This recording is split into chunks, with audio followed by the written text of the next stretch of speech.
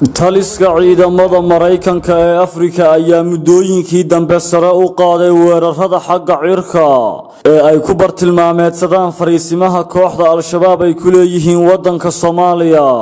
diyaarado dagaal ayaa xalay mar kale duqeymo ku bartilmaameedsaday xeryo ay Al-Shabaab ku leeyihiin deegaamo ka tirsan degmada Xaradheere ee gobolka Mudug. dadka deegaanka ayaa warbaahinta u sheegay inay maqlayeen madaafiic dhowra oo lala dhacay meelo la rumaysan yahay inay ku sugan yihiin xarakada Al-Shabaab, iyadoo aan weli la xaqiijin khasaaraha rasmiga ah ee ka dhashay weerarkan ugu dambeeyay. shalay ayay taliska ciidanka wadanka Mareykanka ee Afrika waxa ay sheegeen inay 37 xubnood oo ka tirsan Al-Shabaab ay ku dileen duqeymo daraad lala beegsaday isla fariisimahan xalay la weeraray.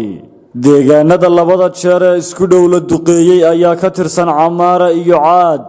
bishii Oktoobar ee la soo dhaafay ayay militariga wadanka Mareykanku waxa ay sheegeen in ciidankooda ka howlgala wadanka Soomaaliya ay duqeyn la qorsheeyay ay ku dileen ilaa 60 qof oo ahaa dhalinyaro ay Al-Shabaab qoratay oo ku jiray xeryo tababar. sanadkan 2018 gudihiisa 29 weerar oo xagga cirka ah ayay Mareykanku ka fuliyeen meelo kala duwan oo ka tirsan wadanka Soomaaliya, waxaana dhammaantood lagu bartilmaameedsanayay dhaqdhaqaaqyada xarakada Al-Shabaab. sanadkii la soo dhaafay ee 2017 ayaa sidoo kale waxa ay Mareykanku Soomaaliya ka fuliyeen 27 weerar oo noocaas oo kale ah.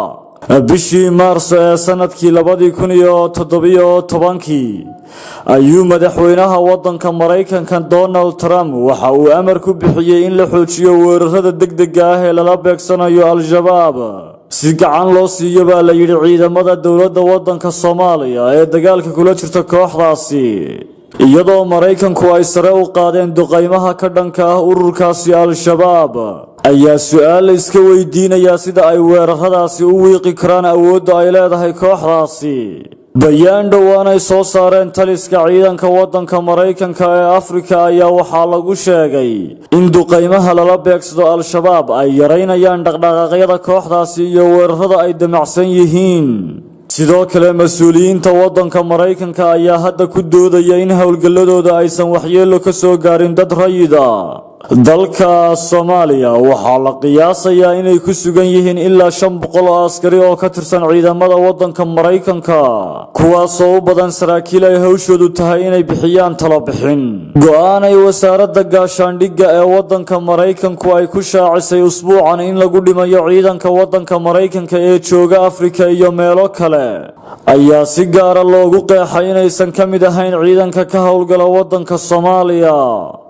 سعيد أحمد تمريسي ورركة تلفزيون كعالمي جاه ستار.